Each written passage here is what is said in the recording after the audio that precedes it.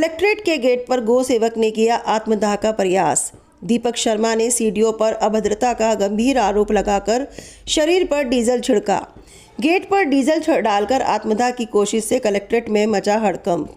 मौके पर मौजूद सुरक्षा कर्मियों ने तत्परता दिखाकर गौ सेवक को आग लगाने से रोका। पीड़ित ने कथित अभद्र व्यवहार से मानसिक रूप से परेशान होने का आरोप लगाया। सीडीओ के खिलाफ कार्रवाई की मांग पर अड़ा गौ सेवक। गौशाला को लेकर बताया जा रहा विवाद। पीड़ित ने सीडीओ का कथित ऑडियो भी सोशल मीडिया पर वायरल किया। मुख्य विकास अधिकारी निशा अग्रवाल ने उन पर लगाए गए सभी आरोप निराधार बताए। सीडीओ का दावा नंबर बदल कर अनावश्यक कॉल करके परेशान करता है गौ सेवक। मेरा नाम दीपक शर्मा है, मैं गौ सेवक हूँ। ये जो कलेक्ट्रेट के गेट पर आप आए हैं, क्या कारण रहे हैं और क्या करना चाहिए? कारण ये था कि सलेमपुर पर कुछ राजस्थानी लोग गाय लेकर आए थे। उसकी शिकायत हमने प्राथमिकता ये दी थी कि ऐसा सलेमपुर से कहा था कि इनकी एक बार जांच कर ली जाए और ये कौन लोग हैं, कैसे आए और गौ माता को यहाँ पर क्यों लेकर आए और क्या कारण है। क्योंकि हम जांच कराना इसलिए चाहते थे कि हमने सिकंदराबाद से आगे टोल प्लाजा पर दादरी पर एक मुकदमा लिखाया था 7 तारीख को। उसमें हमें ये ज्ञात हुआ था कि हम जनपद बुलंदशहर से गायों को भरकर लाए हैं और हमने कहा गाय कैसे भरकर लाए, तो उन्होंने कहा राजस्थानी लोग हमें गाय भरवा देते हैं, वो दिन में इकट्ठा कर लेते हैं, रात को हमको भरवा देते हैं। तो हमने कहा एक बार इनकी जाँच हो जाए, निर्दोष हो तो उनको छोड़ दिया जाए, दोषी हो तो इनके खिलाफ कार्रवाई हो। और इसी प्रकरण में हमें एसओ सलेमपुर बताते हैं कि रात को 1 बजे सीडीओ मैम का हमारे पास फोन आया है इन्हें छोड़ने के लिए दबाव। तो मैंने कहा यार सीधे साधे लोगों का सीडीओ से क्या संबंध।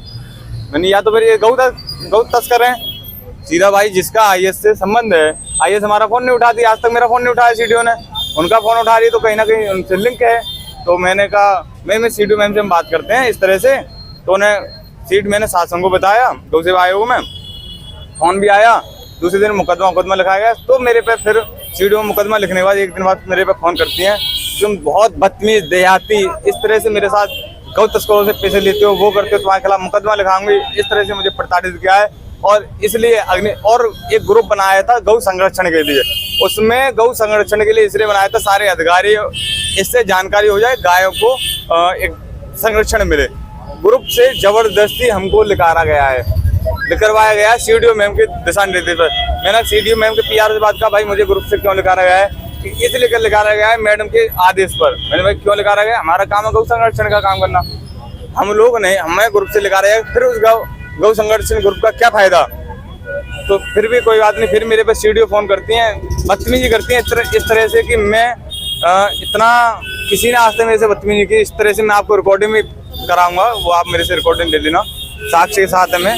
और इस तरह से बदतमीजी गौ सेवकों के साथ की जाए तो मैंने ये वो लिया है कि मैं अब गौ अग्नि समाधि लूंगा और अपने प्राणों की एक आहुति गौ माता के लिए प्रदान करूंगा। धन्यवाद। मेरा जो इस समय कलेक्ट्रेट के गेट पे अग्नि समाधि लेने का प्रण लेकर बैठे हुए, उनका आरोप है कि आपने उन्हें गौरक्षक कार्य में बाधा डालते हुए अभद्र शब्दों के साथ अपमानित किया है। तो इस संबंध में आप क्या कहें? देखिए, कुछ दिन पहले ये एक बार हमारे ऑफिस आए थे कि एसएसपी सर ने बोला है एक ग्रुप बना लिया जाए जिसमें कि सारे अधिकारी हों और जो भी सूचना हमें मिलती है उस पर तुरंत कार्रवाई करी जाए। तो हमारे द्वारा एक ग्रुप बनाया गया जिसमें सारे बीडीओ, सभी एसएचओ, ब्लॉक लेवल अधिकारी सब लोग जुड़े हुए थे और गौ सेवा आयोग से भी कुछ मेंबर्स थे। फिर इनके द्वारा ग्रुप पे निर्देश आदेश के क्रम में इन्होंने मैसेजेस डालने शुरू किए। उसी क्रम में फिर एक शिकारपुर ब्लॉक में एक सूचना मिली थी, कुछ मतलब बंजारे लोग राजस्थानी गायों के साथ और कुछ यूपी की गायें भी उनके द्वारा मिली थी और गांव के लोगों द्वारा भी फोन किए जा रहे थे कि इनके द्वारा राजस्थानी गायें तो हैं और भी गायें हैं। तो पुलिस के द्वारा कोई कार्रवाई करी गई और अभी वो गायें फिलहाल कौंधू गौशाला में है, सुरक्षित हैं सब लोग। इसके अलावा एसएचओ को सिर्फ इतना निर्देश हमारे द्वारा दिया गया था कि अगर वो बंजारे लोग हैं तो फेयर इन्वेस्टिगेशन के साथ कार्रवाई हो और राजस्थानी गायों के साथ अगर यूपी की भी गायें हैं या इस तरह का अगर कोई एक्ट का उल्लंघन हुआ है तो फेयर इन्वेस्टिगेशन के साथ कार्रवाई करी जाए। और एसपी देहात और एसएसपी सर से हमने यही डिस्कस किया था।